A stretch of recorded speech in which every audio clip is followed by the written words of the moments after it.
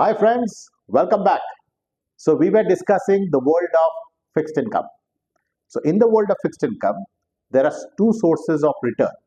The first source of return is coming from the coupon, and the second source of return is coming from the change in the prices. Correct? So we had some similar kind of similarity in the equity world. So the equity, the sources of return are two. One is from dividend, and second is the price change. Okay. Similarly, in the bonds, there's the coupon and the change in price. Now, the change in price is a very important thing. So, for the prices to change, we have to know what drives this change, right? And if it at all changes, how much could the change be? Correct. So this is very important. So whenever somebody is looking at fixed income investments, so if you talk to any fund manager or an investor in fixed income, everybody is trying to form a view about in which direction interest rates are headed, right? So people discuss like, oh, is the RBI going to cut in repo rate, or are they going to hike rates? Whether inflation is coming down, and if inflation comes down, there is a chance that RBI might be cutting rates. So that's a very big discussion which is always going around in the world of fixed income investments, right? So let me just quickly look at the two sources of return once again. One is the coupon, and second is the change in price. So this is something that we have covered in the previous video. In this video, we are going to look at one very powerful concept which is seldom overlooked. Okay, it is slightly technical, but I am going to not get into too much of theoretical technical, but I'm just going to give you an illustration or maybe just a graphical representation of what it is all about. Okay, so the thing that we are looking over here is price change.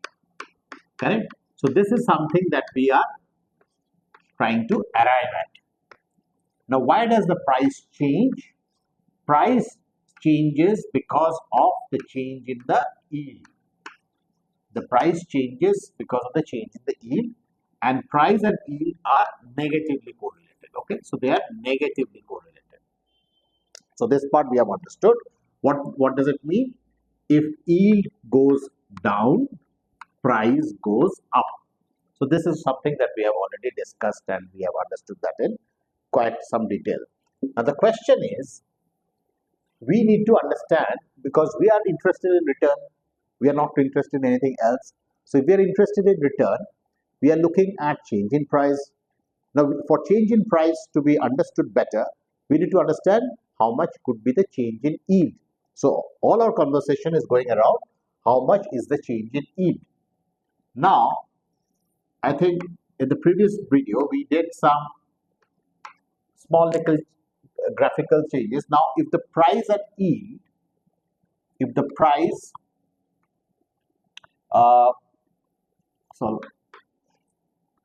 okay, so if the yield goes down, price goes up, correct? So the price moves from this direction to this direction, yield moves from this direction to this direction, or vice versa, okay? So this actually is a straight line.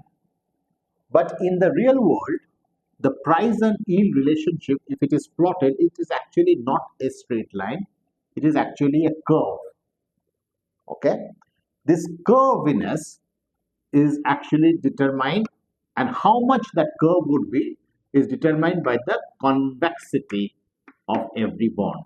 Okay. It's a convex curve. That's why it's the convexity. Now, this could be bond 1. There could be another bond which could be just touching here and moving like this. This could be bond 2. And there could be another bond which is like really like this. Okay, bond 3. Now, when we are using the concept of duration to calculate the change in price. So what is the concept of duration that we have looked at? The concept of duration says that when we are using modified duration, we are able to figure out how much would be the change in price if we know the duration. Suppose let's say there is a bond, okay? Suppose there is a bond, this particular bond, B1, has got a modified duration of, let's say, 2. What it means is that if interest rates move by 1%, if the change in yield is 1%, then the change in price would be 2% if the modified duration is 2. Now, if the modified duration is 3, then the change in price would be 3%. All right. So this is what we get to know when we know the modified duration. So that's one very important, bond calculations that people use.